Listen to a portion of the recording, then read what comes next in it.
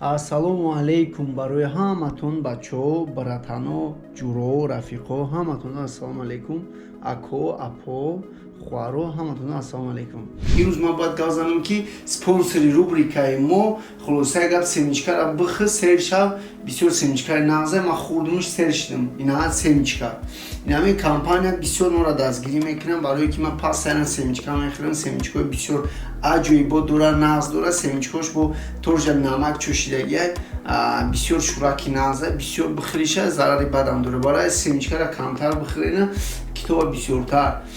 Барои ҳамон Made in China Respect хулоса гап товарои бисёр нағз истеҳсол кардастанд. Как раз Made in China ҳастае ки товарои дуюм дараҷа, дуюм сатҳара мо шумо истифода бурдаистем. Бисёр чизи нағза барое ки почти ҳама чизи мо дуюм дараҷа, сем дараҷа.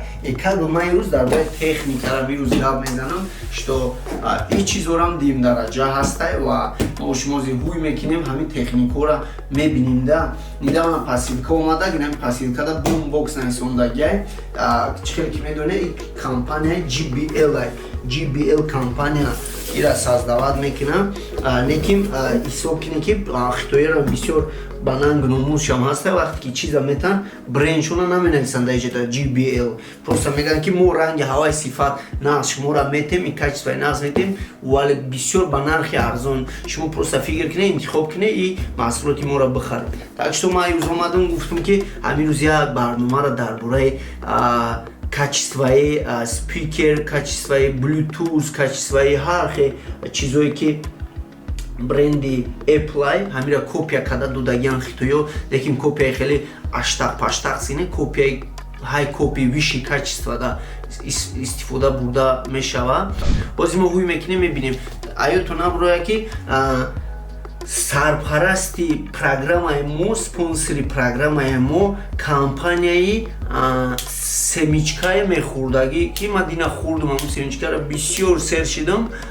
Семечкаи шӯраки бисёр нағзай, бисёр аълотарин дар виши качества, бе ягон копия, бе ягон чи бисёр нағза хӯрдум, сер кардам. Номушам хӯрдум сер кардамай. Фаҳмид агар хариданӣ бошед ки хеле семечкора унао холо будам ку лаган хати мешидам қадои раҳда семечка мефурӯхтам, савдо надорам.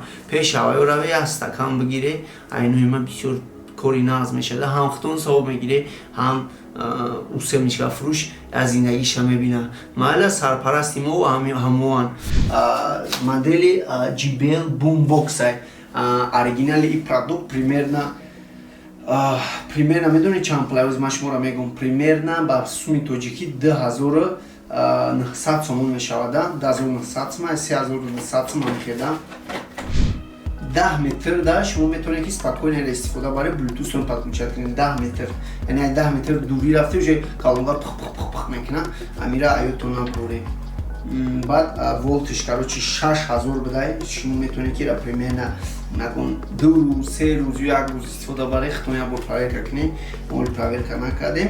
И wireless стандарт 4 дай. Хай намехеда короче.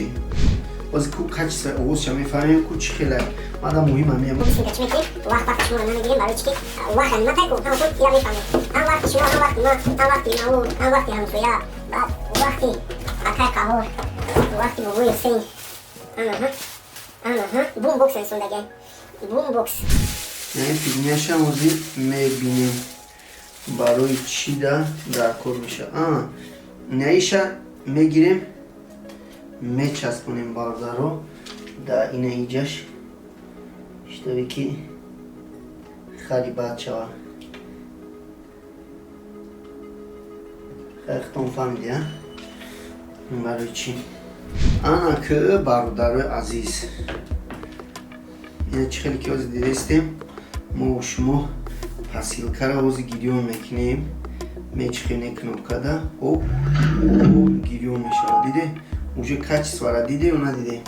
Вақте ки качествора дида боше, хулосаи гап медурем ози Bluetooth да подключения мекунем. Тагира оз мекава ина Boombox наисон диде. Медуре тамом. И подключат шидак.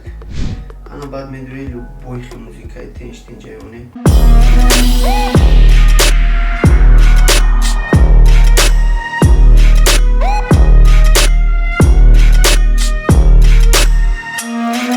короче и мехелай ира мегирем обратно меандозим дар ҷош.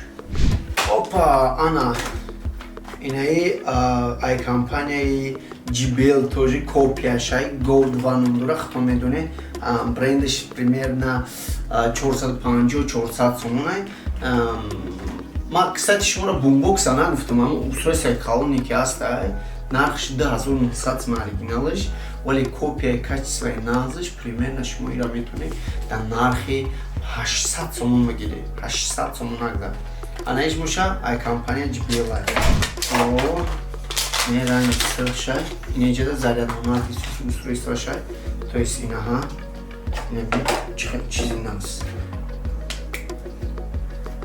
Опа ина ранги зардиш ирам тоже чизи назай рангош 5 намудай сав зард сирх исуса нархи оз ма шуморо гавзам талхатон мекафа чанд сомай нархш примерно нархи ира шумо метавонед дар маблағи 100 сомон яъни 99 сомонда бигиред. ай компанияи www.mobishop.tg бо плюс доставкатон мекунад, мебаранд дари хонатон метан, шумо просто дих мекунед, ку качестваша мефаҳмед ку чӣ хеле качестваш.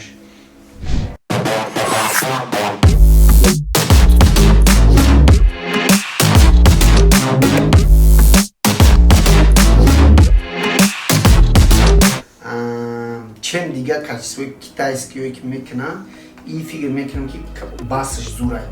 ма бисёр спикерҳоро дидагим калонкои ҳархела ҳар намуда ҳархела шояд миллиард намуд калонкоро копияша дидагим, не ки ин копия фарқ мекунам. фикр мекунам ки шумода маъқул мешавад 99 сомон сиволиш анаки ёра мепарфем, яъни ма мегзарем ба қисми дигар намуд. так ина JBL и вообще копияи мощный бача метавонед ки дар инҷатон кашол кунед, даже ина мехе бигардеда хеле одамои пайдо мешавад ки мисол зиндагишона бе музика представит карда наметавонанд. тоже копияам бисёр дар качествои наз кардагиян. бине качествоаш вообще отличный бадай. так ира мо гирён мекунем мебинем.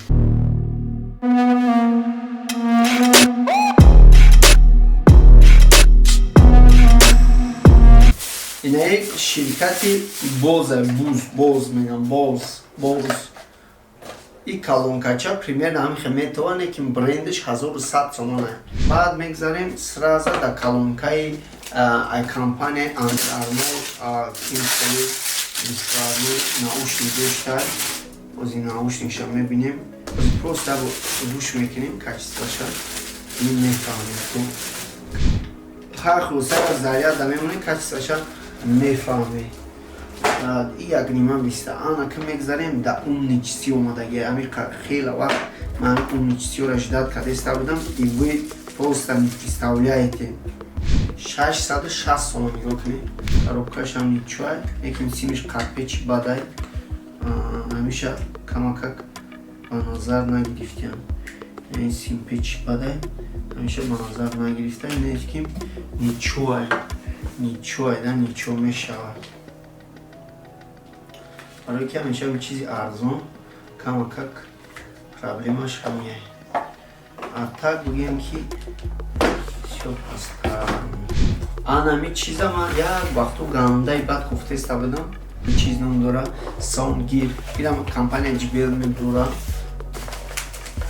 барои чӣ зура? барои давидан да бисёр чизи мошини да бигем чӣ ба барои ки вақте ки қад медави ку кайф мени гуфтиам ки неҷашта ба JBL бура, ки намаистон бигер паст кунак баланд кунакаш да ҳеҷ иноз ма шумо да нигоҳ нишон медам чӣ хеле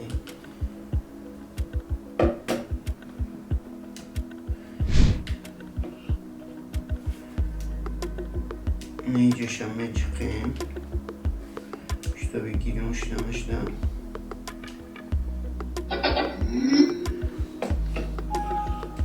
баъди ира мегирем до гардану мемонем.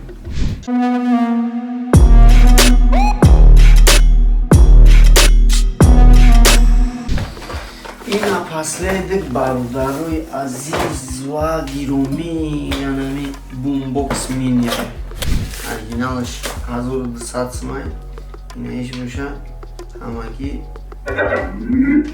199 сомай.